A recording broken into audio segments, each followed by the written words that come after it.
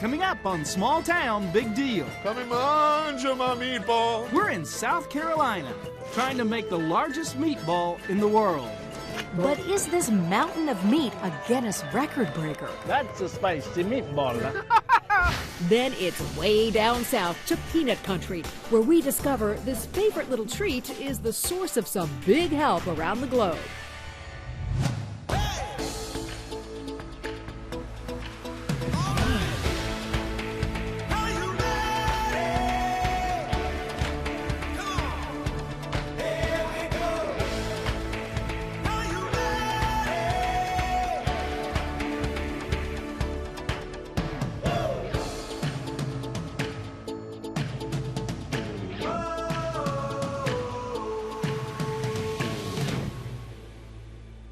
Welcome to Small Town Big Deal. I'm Rodney Miller. And I'm Jann Carl. And we are on Hilton Head Island, South Carolina, and they're cooking up something really big. Yeah. Now, despite its significance, they have not rolled out the red carpet, but they have rolled up a lot of red meat. Yeah, and that makes this a whole new ball game. Here on Hilton Head, the Italian-American Club is throwing its annual Heritage Festival, a celebration of all things Italian. Cheese beats on a Frisbee. And this year they're calling it Meatball Madness. That's the reason for the tonnage of red meat. The club wants to turn it into the largest meatball ever made and put itself into the famous Guinness Book of Records. Who came up with the idea of go for the largest meatball record? Okay, they came up at the board meeting, and we said, you know what? Let's give it a shot. We could do this, not knowing what we were getting ourselves into. Right. And what were they getting into? Well, to set a record, their meatball must weigh more than 1,110 pounds. Ohio's Columbus Italian Club set that mark in 2011. And then we needed a chef. Come and mangia my meatball. Enter Joseph Sullivan, owner of the local Italian restaurant Mulberry Street, Trattoria. How did you get roped into this whole Well, thing? you know, that's what happens when you drink wine and hang out with Italian guys. Happy Meatball Day. And I said, hey, chef, what do you think of the largest meatball in the world? He goes, I don't know, a couple 100 pounds? I can do that. I said, how about 2,000? I thought they were kidding when they said it first. Yeah. But this is no joke. They want a record that won't be broken, a one-ton meatball. And mamma mia, that's a lot of meatball. Yeah, but slightly bigger than the batch Mama made on Sunday nights. 1,900 pounds of beef and pork, 700 eggs, 40 pounds of oregano, 56 pounds of salt, 56 pounds of pepper, 150 pounds of garlic. I think we're going to need a few gallons of Listerine. Everybody kicked in. The community really embraced the whole thing. Yes, mastering this mountain of meat definitely takes a village. In this case, the village is Hilton Head, a resort island on South Carolina's Atlantic coast, 100 miles south of Charleston. Not necessarily a place that screams meatballs. Now this doesn't tilt, so we obviously got to pull it all out by hand, like a shovel. You got a shovel in your car? Hey, we're all Italian. Doesn't anybody have a shovel in their car? This is just the first batch to be mixed. And then each mixed batch is divided into 50-pound tubs. We're coming to get you, Ohio. Precise measurements are taken for submission to Guinness. So you want to be a meatball, eh? Come on out, meat. Meet your maker. It may be the last week of the process, but this project has been over 1 year in the making. There's got to be about 2,000 pounds in here right now. But to qualify for a Guinness record, it's more than a matter of weight. The meatball must be fully cooked, it must be edible, and the meatball must keep its shape. So this unique cooking pod was built. Standing tall, it is almost 8 feet. For perspective, the Mercury capsule that first took Americans into space was just 2 feet taller. Imagine stuffing that with meat. Let's try and lift it up, see what happens. If it breaks, it breaks. We got no choice but to try. So right in the middle of packing the meatball, the stand breaks. Yep, forget it. It fell over. Fell over? Yeah, it did. Oh, my It God. almost crushed my son. All of a sudden, this thing went, boom. Ready? 1, 2, 3. There it is. Come on, baby. Come on. It's gonna stand. There we go. Now we're headed in the right direction. Hey, hey! Let's just load the rest of the meat in there. If you really want some room, let me get up there. I'll push that thing down and we can fill another half. Finally, it's ready for the oven at, get this, a pre-cooked weight of 2,587 pounds. That weight tests even the strength of the forklift carrying it into the cooker. For Joseph and Johnny, the dream looms closer. Go big or go home. Cooking the world's largest meatball Meatball madness. meant building this very special oven. There you go. My baby meatball is all grown up. Special thermometers to gauge the cooking process inside the meatball are hooked up. The oven door is shut. The oven heats up, but to cook a ton of meat will take a ton of time, 5 days to be exact, and it's never left alone. Since we started cooking on Monday night, we've been here 24 hours. Somebody had to monitor the meat. 72.9. The middle is 147.5. I've spent 2 nighs here sleeping, talking to the meatball. What did you say to the meatball? I just whispered in her ear, Yeah. you know.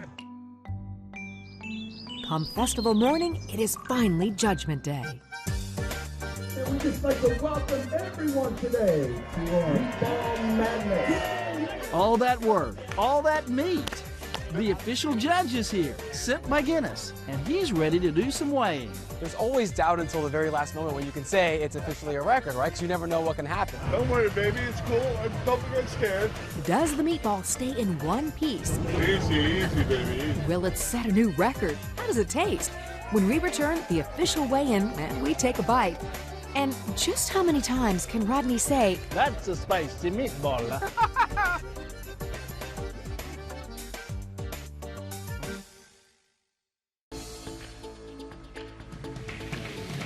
Welcome back to Small Town Big Deal, we're still here on Hilton Head Island in South Carolina. where it's almost time to unveil what just could be the world's largest meatball. Or maybe we just found a UFO in the middle of Area 51. I thought the thing might just take off and join the mothership. The meatball has landed. It's been nearly 2 years in the planning, 5 days in the cooking, and in mere minutes it faces the moment of truth. And Guinness World Records adjudicator Mike Janella. In terms of records that we go and adjudicate in person, it's only about 75% that are successful. So there is about every 1 in 4 records that don't make it. So 25% of the time they run you out of town?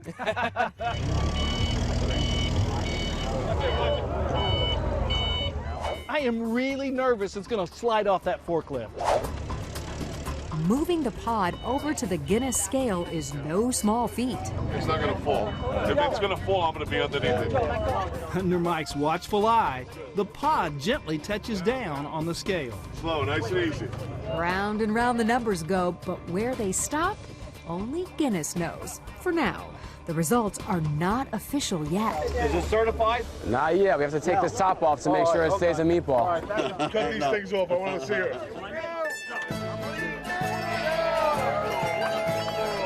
Smells really good. I'm hoping it tastes better than it looks. But the first taste goes to Guinness. One of the rules was it had to be edible, so I'm just doing my job here. You're going to enjoy it. It's a great record. How did it taste? It tasted great. I got the crispy edge, which I like as well, personally. When I tasted it, it was definitely a spicy meatball. Now that's a spicy meatball. I like saying that. Talk about meatball madness, they're everywhere.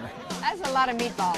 And we've been roped into the meatball eating contest. I've seen her eat before. She's got a good chance. Who can chow down 20 the fastest? I might have a good appetite, but I also just had lunch. There's only one way I'm getting them off my plate. Do you think he's noticing? Go! Well, I certainly am now. What are you doing?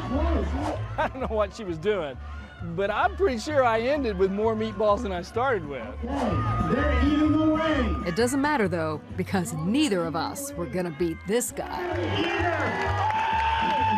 I ate a half a dozen and I still have 18 left. Something's not right here. Well, we want a trophy too. So it's on to the grape stomping. Mine aren't painted. Oh, I'm glad yours are not painted. Go! The winning team must stomp the most juice out of their grapes in just 2 minutes. Sounds easy, right? Okay, switch! I'm not clear on the rules, so I'm just gonna stomp like crazy. I'm exhausted. You know, I have to give Rodney first place for technique.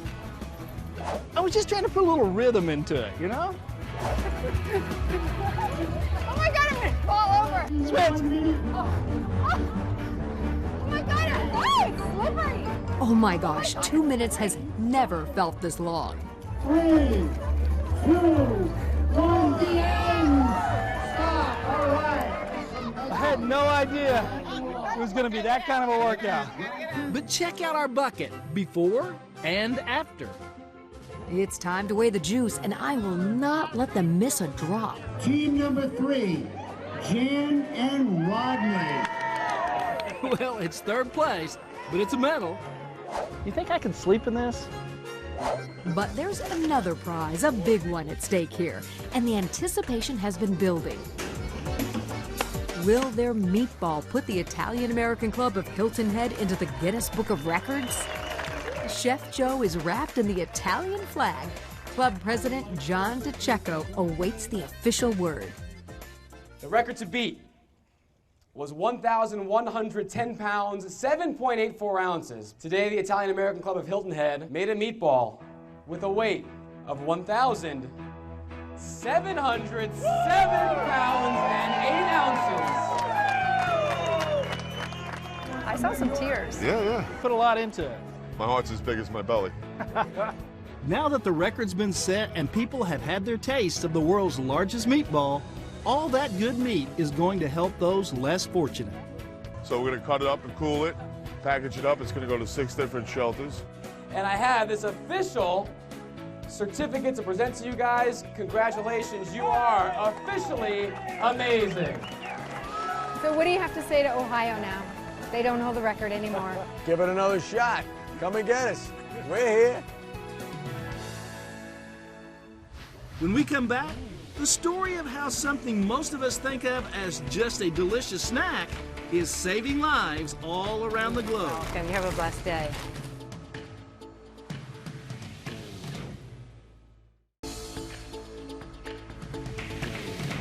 Welcome back to Small Town Big Deal. You know, when you take the peanut out of its shell, it's actually quite small. But it makes a huge impact to those in need, not only here in the U.S., but all around the globe. Only 10 states in America produce peanuts, and Georgia far outranks them all, growing more than 50% of all U.S. peanuts. The Georgia Peanut Commission in Tifton, Georgia serves their farmers through research, promotion, and education, but they also give back in big ways. Most of us think of peanuts as a delicious snack, but that powerful little bean is also saving lives. A mother holding her malnourished child can't wait for long-term solutions. She needs help now. That's where a company called Manna in Fitzgerald, Georgia comes in. Peanuts are the key ingredient to helping Manna save children's lives all across the globe. For someone who's never heard of Manna before, how do you describe or tell them what it is? Basically, it's a nonprofit that is out to end malnutrition in the world. The product itself is kind of like peanut butter on steroids. A lot of sugar, a lot of milk, peanut paste, vitamins and minerals, just mix it together. Shelf-stable product, can go all over the world and not have to be refrigerated. In any country, in just a few short weeks, a child's health can be turned around. Basically 3 a day for 6 weeks. There's a 90% survival rate for severe acute malnutrition.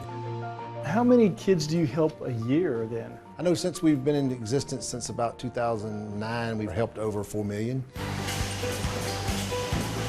When you talk to people, what do you tell them about what you make here and why it's important? I tell them that we help the malnourished children in Africa and that these small packets can do so much. You know, our intent is to work ourselves out of a job. Until then, you're here until you retire. Exactly. That's where I want to be. Next, we meet up with a group called Peanut Butter and Jesus. They meet every single Saturday morning to prepare sack lunches for children in need in South Georgia, with peanut butter sandwiches as the main course. Reverend Harvey Morgan got the idea when he saw 2 vans that said Peanut Butter and Jesus sitting in a parking lot not being used anymore. They had a nonprofit organization and 2 vans. Asking would it be possible for us to just assume the responsibilities of the nonprofit and the 2 vans. And they agreed to do that. We 147 sandwiches the first Saturday, and from that, you know, this morning's 1,100. We found Tony McBrayer, the all-important PB&J mixer of this team. We use apple jelly because it doesn't change the color of the peanut butter, and it just gives it a little sweet taste, and the kids love it. All right, let's do it. Oh, I see the jelly now. That's right. That looks good. Once Rodney and Tony were finished, we helped make sandwiches and pack bags. It takes 20 to 25 volunteers every week, and they have this down to a science. Okay, we're going to start loading the trays, so Philip here let you know how many trays are going to go in each van. You may be the only smile they see today. You may speak the kindest words they hear today, so we want to make sure that we treat them with love and kindness while we're there. With everything ready, we climbed aboard a PB&J van and headed out. You want a peanut butter and jelly sandwich? Have a great day. Take care. God bless you. All right, you too. God bless you. You guys have a great day. The look on the children's faces lets you know how important this outreach is. You look around and you see this. What does your heart say? It says, thank the Lord. Being the hands and feet of Jesus is what we're trying to do. And to accomplish that, they need lots and lots of peanut butter, which comes from yet another humanitarian organization called Peanut Proud. They donate pallets of their peanut butter, some to local food banks and others to disaster areas. It is the accomplishment of the peanut industry and the people who are working in it. They have big hearts. That's the primary thing, meet the needs of the communities, and hopefully we'll have the resources to continue to do that.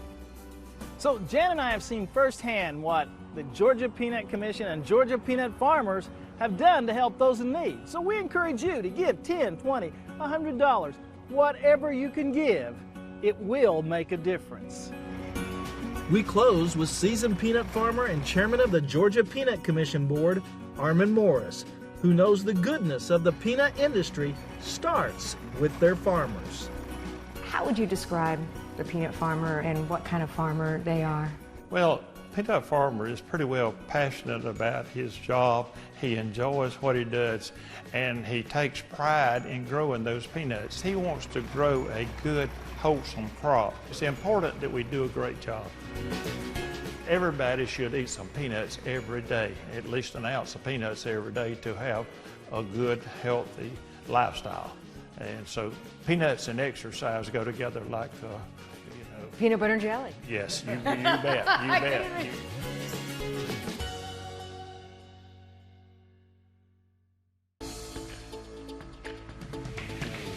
We hope you've enjoyed this episode of Small Town Big Deal. You know, it was great to come together with our partner, the Georgia Peanut Commission. And Peanut Butter and Jesus. That's right, to make a difference. It just goes to show you that it doesn't take a lot to make a big difference in a child's life. And I have a question for you. Will you ever forget the world's largest meatball? Yeah, 1,700 pounds of meatball. Yeah, that's a no. We'll never forget. Okay, I want to know, if you could pick anything else to be the world's largest food product, what would it be? Hot dogs. Yeah. Oh my gosh, the world's largest hot dog. I should have known. That's your favorite That's food. a given. So if you know of it, let us know. We know who's going to show up with a camera crew. I'm Rodney Miller. And I'm Jan Carl. Join us again next week when once again we celebrate the great stories from across America. Hi, sweetie. Hi, AJ. Oh, right in the eye. Here's some meat in your eye. Like your pajamas there. One Sure, more. here you go. There you go. There you go, buddy. All right, you guys have fun, okay? Have a good day. Have a good day. Bye-bye.